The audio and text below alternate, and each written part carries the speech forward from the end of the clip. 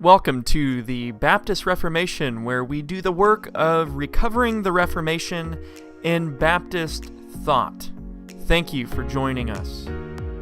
And welcome to the Baptist Reformation, guys. I am glad to be back here in the studio with y'all. We are going to be talking about the Apocrypha today. That is chapter 1 of the Holy Scriptures, Article 3. And we have covered so far Article 1 and Article 2. In Article 2, the last episode, we talked about a little bit about canonicity and the nature of the Protestant canon. We discussed how between the Old and the New Testaments there are 66 books in the Protestant canon, and we did contrast that with another view that says, well, there are other books in between the Testaments, essentially in that time, about 400 years span between the Old Testament and the New Testament, chronologically speaking, there were added several books which related to Jewish history, the history of the nation of Israel between that intertestamental period is what we would call it.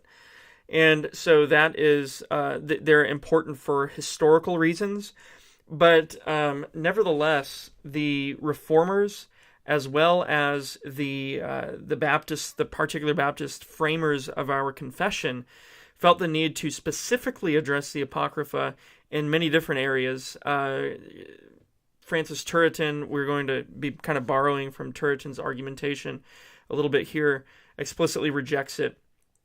And the confession itself, the Second London Confession, explicitly rejects it as well. And so it's important, however, to know why. I know we talked a little bit about the Apocrypha and how they were considered Deuterocanonical texts or they're of secondary importance.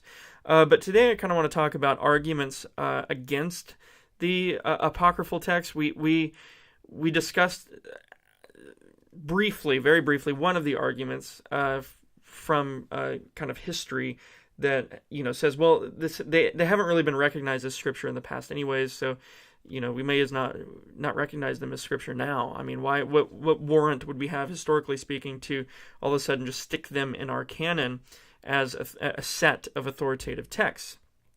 Well, that was kind of the same train of thought behind the Reformers' thinking, and as well the framers of our London Baptist Confession of Faith. Those 37 churches represented by about 100 divines at the General Assembly in 1689, actually, is when they approved the document. But the thinking behind the actual text itself, Nehemiah Cox, William Collins, these guys rejected the apocryphal texts for a number of reasons. And Turretin actually does a really good job of expanding upon those reasons. There's 4 of them. I have them listed out here as A, B, C, and D. So argument A is one that we've already mentioned. It's basically that the Jewish church did not use these books as authoritative or God-breathed words. And one example of that is in Turretin, when he specifically mentions this argument. He says, the Jewish church, to which the oracles of God were committed, never considered them as canonical, but held the same canon with us. And then he says, as is admitted by Josephus in his works against Apion. And then he gives the actual page reference, and it's probably not going to be accurate to any modern editions you're going to receive now. Just know that it's found in Against Apion. He says, Becanus in Manuale Controversiarum, and Stapleton in De Principiis Fide Doctrinalibus Controversia. Sorry, I'm not a Latin expert, so if my reading's off there, I apologize. And that's in his work, Opera. So, which I think is his work, right? Anyways, that's the first argument. So basically, Turretin is making the argument that, well, these texts should not be seen as canonical because the oracles of God were originally entrusted to the nation of Israel. And if the Jews are not seeing these things as being canonical texts or authoritative texts or words that are breathed out by God, then we should not see them as authoritative texts either. You have them between Malachi and Matthew, and there's no reason to think that they are authoritative at all. There's no one during that time or even prior, saying that these will actually, these are actually going to be uttered by prophets, in a kind of a a predictive kind of sense. And there's nobody during that time frame that's saying these are the God-breathed, these are God-breathed words, and we need to pay attention to these, and they are just to be stacked alongside what has already been revealed. That is Malachi back to Genesis. They're supposed to be stacked alongside the inspired Old Testament canon. Nobody was making that claim at the actual time. Now, there were sects later on that would see them as more authoritative, and there would be arguments, disputations as to whether or not they were, and the nature of their authority, if they were authoritative to any measure. But that's irrespective of the actual time in which they were written. Nobody was claiming that they were divinely inspired. That kind of speculation came afterwards. So you have that first argument, which is the Jewish church did not recognize these as canonical. So why would we, right? At least the books that we have in our current Old Testament canon, those books are recognized as canonical. There is internal evidences for that, and then there are New Testament evidences. So there's evidences within the Old Testament itself, bearing witness to the Old Testament's canonicity, or the fact that it should be included in the canon of Scripture. And then there's evidences from the New Testament, from Jesus, for example, citing the Old Testament as authoritative, and the apostles using the Old Testament as authoritative, using all the books therein as authoritative sources, as sources which they thought were derived from the very mouth of God. And so there's no evidence like that for the Apocrypha. The second argument that he gives, this is moving on to argument B in my outline, is it was omitted, essentially, by Christ and the apostles. So Christ and the apostles do not quote the Apocrypha or the Deuterocanonical texts as authoritative or as God-breathed words. There are instances in which pagan sources are quoted in the Bible. But Turretin talks about that in this same section, where he says basically, well, just because something's quoted doesn't make it divinely inspired, right? There has to be other things in addition to it just being quoted. For example, it's being quoted as authoritative. It's being quoted as divinely authoritative, something that God said.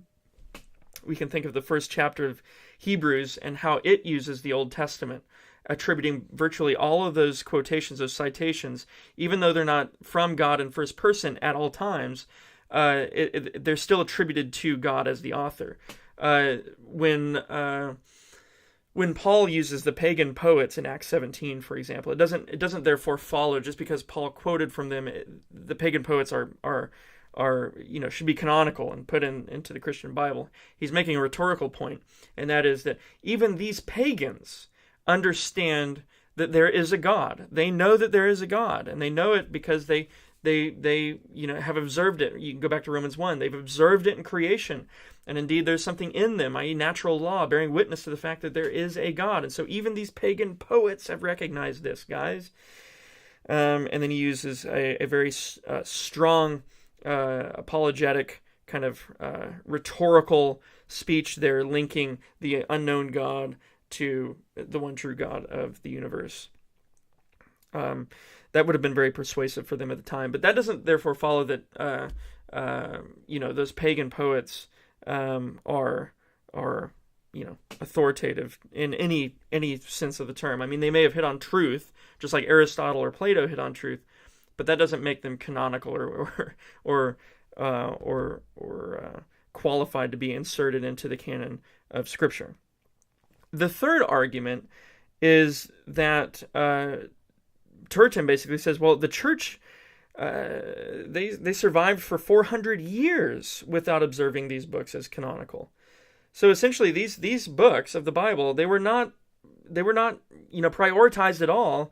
They were not used beyond anything other than supplemental human writings for historical context and things like that. They were not seen as authoritative, and they were not included in the canon for a whole 400 years throughout church history. And so, if the church could survive without them without them for 400 years, then why should we believe that they are canonical? You might say, well, it took time. Perhaps even hundreds of years, a couple hundred years, for the New Testament to be assembled in its current form. Right, the key words there is in its current form. We talked in the last episode about how there was a canon that was circulating. I mean, it wasn't all compiled together. Literature back then wasn't as easily accessible as it is today. And so but it's beyond dispute that there was a canon circulating then. Indeed, the canon that we even observe now in the New Testament in the current form was immediately it began immediate development during the first century, right after the first century. So there wasn't a span in which the church consistently neglected to include it in the canon. It was more of a pattern of development at that point. The fourth argument, argument D, is that the authors of the Apocrypha were neither prophets nor inspired men like apostolic associates or prophetic associates. So you have the relationship between Paul and Luke, for example. Luke was not an apostle, but he still wrote Scripture, and he's validated by the apostles because the apostles have that authority from Christ to essentially recognize a section of writing as something that is scriptural. And so the apostles had that unique authority in that sense. You don't have that for the Apocrypha. Okay, you have writings that perhaps are helpful historically. Maybe they're even fun to read, but they are not verified by prophets at the time. And as a matter of fact, there were no prophets at the time to confirm those words as God-breathed words. And if there's no prophets at the time to confirm words as God-breathed words, then there's no way for them to be authenticated as scriptural words. More than this, if you'd say, well, they could be authenticated later on by someone like the Pope or something like that, some sort of apostolic successor. But why, if that's the case, why didn't the apostles just use? I mean, this was literature that was circulating during their lifetimes. This was literature that was around then. Why didn't the apostles use it then? Why didn't the apostles use it in the first century? Why didn't the first century church, first and second century church, use this as authoritative God-breathed words? Why aren't they using the Apocrypha in that manner? Okay, so those are basically the four arguments, down and dirty of those four arguments. The other thing I wanted to talk about is the distinction that Turretin makes between the canon of faith and the canon of ecclesiastical reading. So in the medieval church and in the early church, there was this idea of supplemental texts that could edify a congregation, but not serve as the foundation of the congregation's faith or an establishment principle of the congregation's faith. And so, for example, where we would say the scriptures, the God-breathed words that we find in the Old and New Testaments, actually establish our faith in the sense that it's the foundation of our faith, right? It's God's actual word to us. It's a revelation of God's will to us, primarily in the gospel of Jesus Christ. The Apocrypha was not looked at like that. Even in the areas of the church wherein the Apocrypha was included, it was seen as Deuterocanonical. That's a secondary type of authority that does not usurp or come equal to the authority of Scripture. And so we need to understand that. They would write, or they would read these things to the congregation. I'm not saying we should do this. I'm just saying this is how they would use the Apocrypha. They would read the Apocrypha to the congregation not as words which would establish further the faith of the congregation or teach them anything new that was authoritative from God, but they would read them to the congregation to edify the congregation, much like a Christian would read something like the Pilgrim's Progress, something of that nature, and be edified by it, right? Even though it's not a book in the canon, it's not scripture, it's still edifying. I might read Calvin's Institutes of the Christian Religion and be edified by Calvin's words, yet Calvin's words are not included in the canon of Scripture, nor should they be. Don't think Calvin would like that very much, and I think we would strongly disapprove if that was a notion. So there was canon of faith, which is the authoritative canon, the God-breathed words, and the canon of ecclesiastical reading, which was those were pieces of literature that was just used to generally edify the congregation. The Apostles' Creed, for example, is sometimes read in churches, and I think it should be, the Nicene Creed as well, because it is truths taken from Scripture, right? Deduced from the data of Scripture and put into a single concise document. And that is used for the edification, the spiritual growth, and the discernment of the congregation, right? So it edifies, being brief, it edifies the congregation. And sometimes those are read to churches, and they should be. And that's kind of the idea that you have with this Deuterocanonical or apocryphal reading of the text. So it was not seen as a canon of faith per se.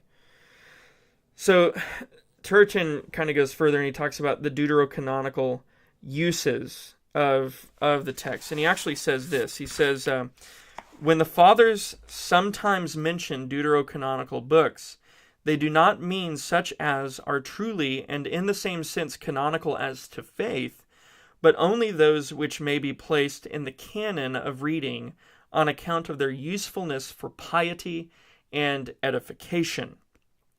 He goes on, he says, the citation of any passage does not of itself prove a book to be canonical, for then Aratus, Menander, and Epimenides would be canonical. Okay, so he makes a good point about what we were talking about earlier, that just because something is cited doesn't mean it's canonical, or that their works should be included in the authoritative canon. Moreover, he says that these Deuterocanonical texts were read simply to edify the congregation, much like we would read anything else. We might read our confession to the congregation. As a matter of fact, we read our catechism questions and answers at our church, at Reformed Baptist Church of Kansas City.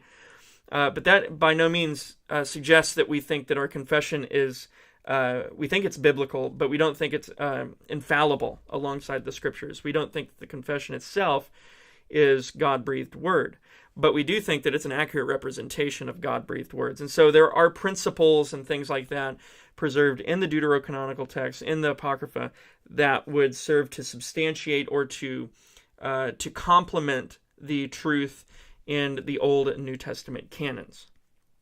So basically, in summary, we have arguments against the authority of the Apocrypha. And these are arguments that are found in the Reformers. We've been dealing with Turretin here this whole time, and were obviously followed by the framers of our confession, wherein they say the books commonly called Apocrypha, not being of divine inspiration, are no part of the canon or rule of the Scripture, and, therefore, are of no authority to the Church of God, nor to be any otherwise approved or made use of other than human writings.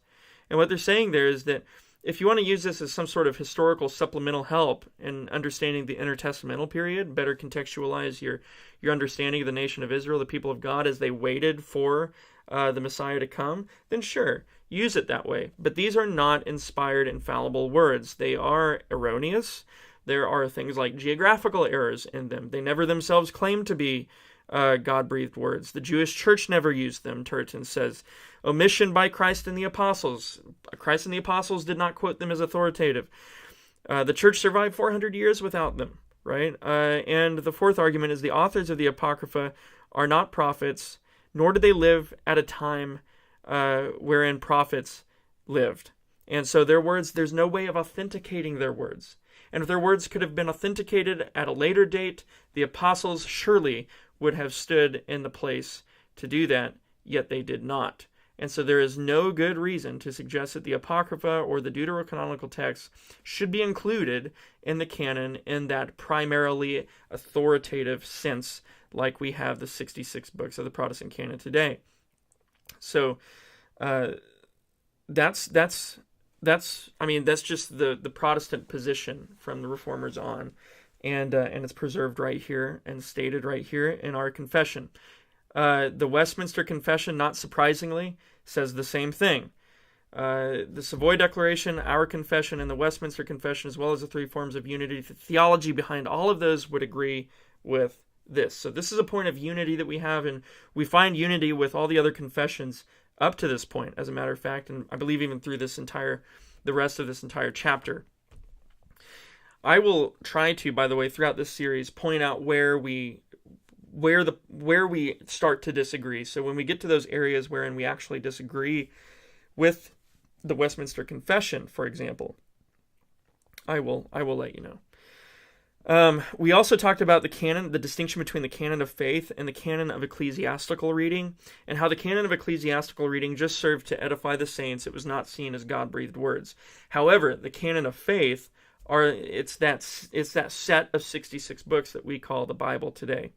And we talked more about the Deuterocanonical texts and how they were just simply used as devices to complement the existing truth that has been communicated to us from God in the Holy Scriptures through His prophets and apostles. So that's it, guys. I am done with 1.3. I hope you enjoyed this. I hope it was useful. Hey, if it was useful, please, I would appreciate it so much if you would share it.